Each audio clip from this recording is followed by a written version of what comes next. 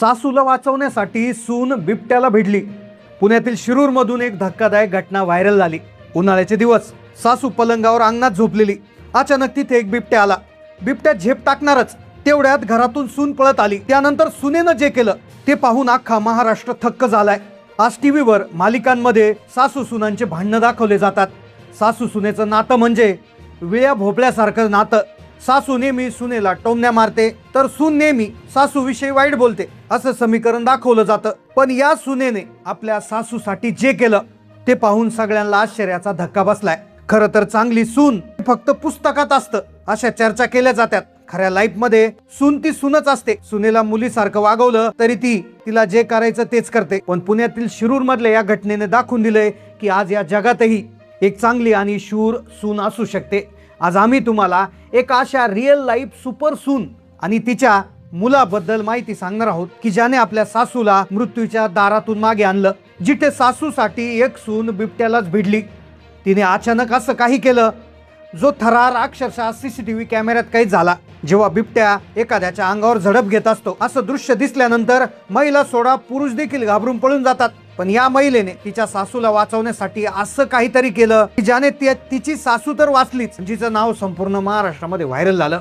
मग काय आहे या सासू सुनेच्या अद्भुत प्रेमाची कहाणी? या सुनेने नेमकं अचानक असं काय केलं की ज्यामुळे बिबट्याचा विषय संपला? तिचा छोटा मुलगाही याच्यामध्ये मागे नव्हता. त्याने असं काय केलं की ज्यामुळे त्याच्या आईला देखील मदत झाली? चला जाणून घेऊया या संपूर्ण घटनेचा संपूर्ण सविस्तर रिपोर्ट. पुणे आणि नाशिक जिल्ह्यामध्ये ऊसाची शेती भरपूर असते आणि या शेतात लपून बसणारे बिबटे आणि त्यांचं साम्राज्य, आज याच्या अनेक घटना त्या ठिकाणी व्हायरल होतात. हल्ली बिबट्याच्या मानवी वस्तीवर वावर इतका वाढलाय की कधी कोण कोणाची शिकार बनेल याचा नेम नाही. आणि अगदी तसंच घडलं इनामगाव या गावामध्ये. इनामगाव हे पुण्यातील शिरूर मधल्या एका त्यामध्ये भागामध्ये येत होतं. आता तिथे देखील एक गाव होतं. त्या गावात नलगे कुटुंब राहत होतं. घरात पुष्पाबाई रंगनाथ नलगे या वृद्ध सासूबाई, त्यांची सून सोनाली आणि नातू सिद्धांत हे तिघेच राहत होते. उन्हाळ्याचे दिवस असल्याने ग्रामीण भागात अंगणात खाट टाकून झोपण्याची जुनी पद्धत. त्या रात्री पुष्पाबाई नेहमीच्या सवयीप्रमाणे घरासमोर अंगणात खाटेवर झोपल्या होत्या. पण त्यांना अजिबात अंदाज नव्हता की आजची रात्र त्यांच्या आयुष्यातली सगळ्यात मोठी परीक्षा ठरवणार होती. पण खरंच तुम्हाला माहिती आहे का की या बिबट्यामध्ये जो त्या ठिकाणी गावात बिबट्या आला ही पहिलीच वेळ नव्हती. या कुटुंबामध्ये देखील अगदी जवळून त्या बिबट्या येण्याचे काही प्रसंग घडले होते. खरं तर ही घटना काल घडली. काल या सुनेने सासूला वाचवलं. ती घटना व्हायरल झाली. पण खरं तर याची सुरुवात 2-3 महिने आधी झाली होती. खरं तर 2 घटना होत्या. त्या 2 घटना याआधीच घडल्या आणि ज्यामुळे ही सून हे प्रकार करू शकली. होय, हे सत्य आहे. साधारणपणे 2 वर्षापूर्वी सोनाली जेव्हा शेतात काम करत होत्या तेव्हा त्यांना ऊसाच्या फडातून कसला तरी वेगळा आवाज आला होता. त्यांनी दुर्लक्ष केलं. पण नंतर तिथे बिबट्यांच्या पाऊलखुणा आढळल्या.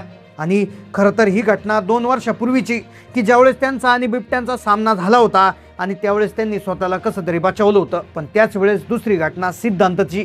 सिद्धांत हा त्या सासूचा नातू म्हणजे सोनाली या त्यांच्या सुनाचा मुलगा सिद्धांत.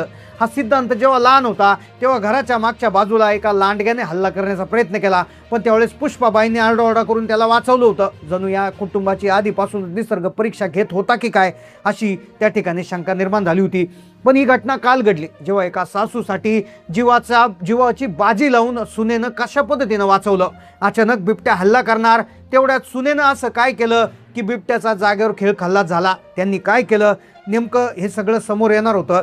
पण खरी याच्या घटनेची सुरुवात झाली होती ती जेव्हा सोनाली यांचं लग्न झालं होतं. सोनाली लग्न होणार घरात आल्या.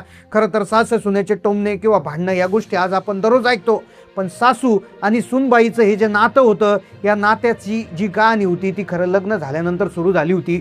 जेव्हा सोनाली यांचं लग्न होऊन त्या घरात आल्या तेव्हा सासू पुष्पाबाईंनी त्यांचं स्वागत एखाद्या सुनेसारखं नाही तर स्वतःच्या मुलीसारखं केलं होतं. गावातल्या इतर घरांमध्ये सासू सुनेची भांडणं व्हायची पण नलगे कुटुंबामध्ये या दोघींचं प्रेम कौतुकाचा विषय होता.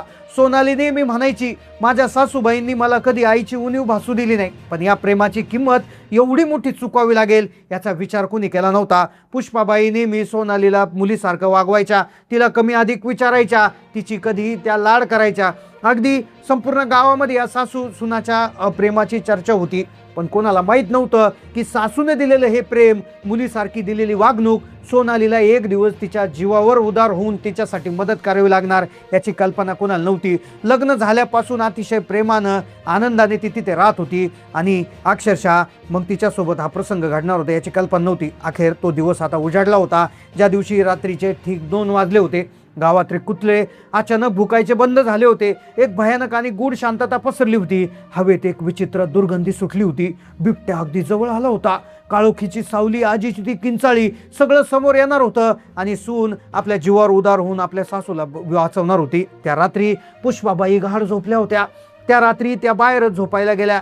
खाट त्यांनी व्यवस्थित टाकली होती, त्याच्यावर एक छोटीशी गादी टाकली होती. त्या नेहमी एकट्या झोपायच्या, पण त्या दिवशी त्यांचा एक छोटासा नातू त्यांच्यासोबत झोपायची हट्ट धरू लागला.